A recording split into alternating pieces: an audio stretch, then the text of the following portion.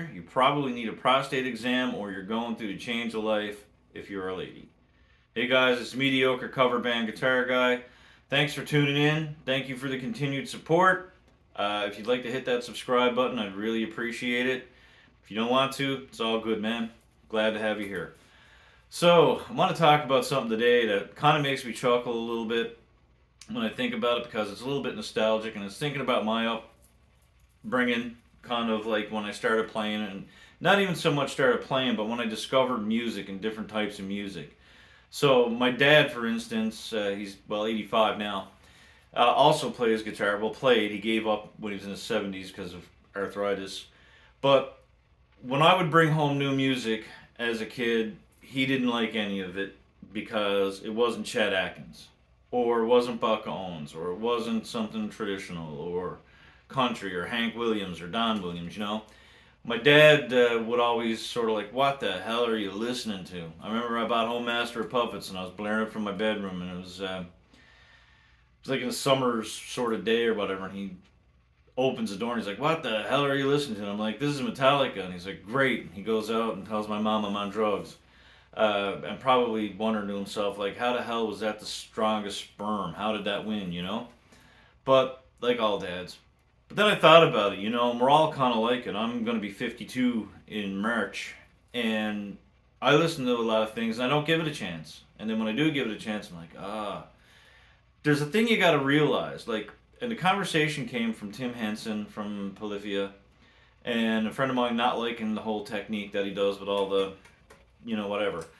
And I thought when I first saw it, was like, wow, like, I don't know if it's not for me or whatever, but the first thing I thought when I saw it was like, man, there must have been a lot of practice.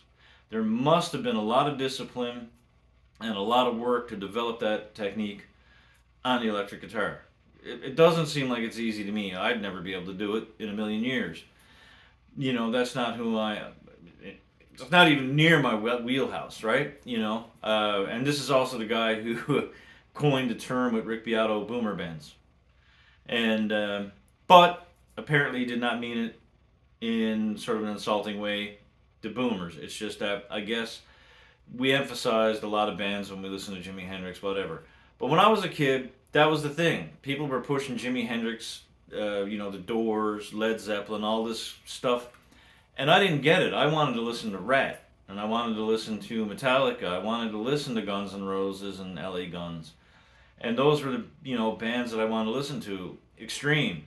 It wasn't until I got to a certain age that I discovered Hendrix. I was probably 16 or 17. I discovered Jimi Hendrix and I discovered Led Zeppelin. And then once I discovered Led Zeppelin, I was like, this is kind of cool. And it was something that I really loved. My dad, not so much.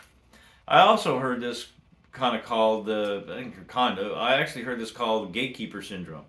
And it's where the old guys just don't want anything to do with new music. And I think that we need to realize is that we complain and say there's nothing good out there right now, but you kind of got to give everything a chance and let it grow, let a genre grow. I mean, new metal came in and there was no solos.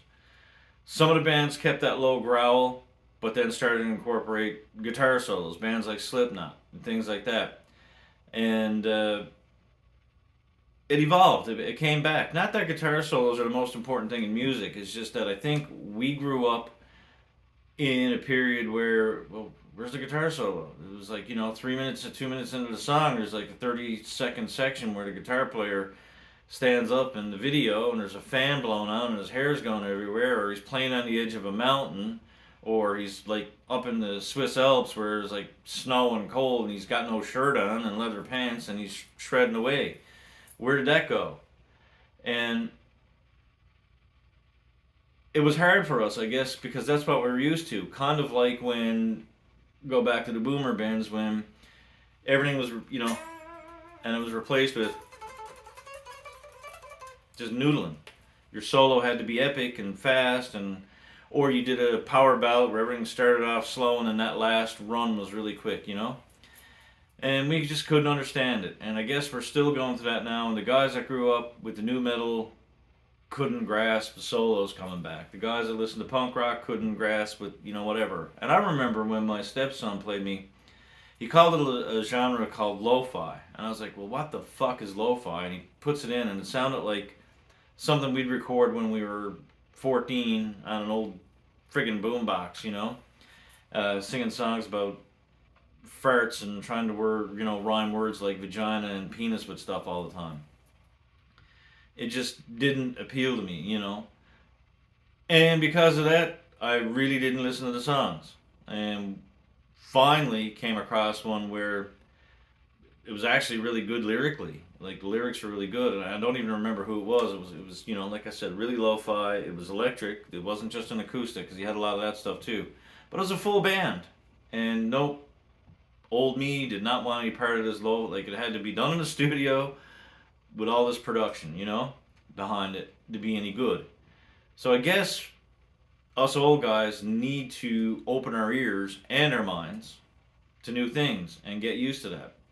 Because if not, you're not going to get new music. You're not going to get anything exciting. It's just going to be the same bland 3 to 4 chord rock songs. And there's nothing wrong with that, but it's also great with music to sort of create more excitement, because that's what draws people in. And that's what will draw the younger people in. So it's no good to say there's no good music out there anymore. You do have to look for it, and you do have to have an open mind. You might not like the first song you hear from a band, and that's happened to me, and then all of a sudden 3 or 4 songs in, you're like, oh, they're pretty good. And then you go back and listen to the songs you dismissed, and then you realize I dismissed that because it's new, and I'm old. So, to the old guys, have a listen.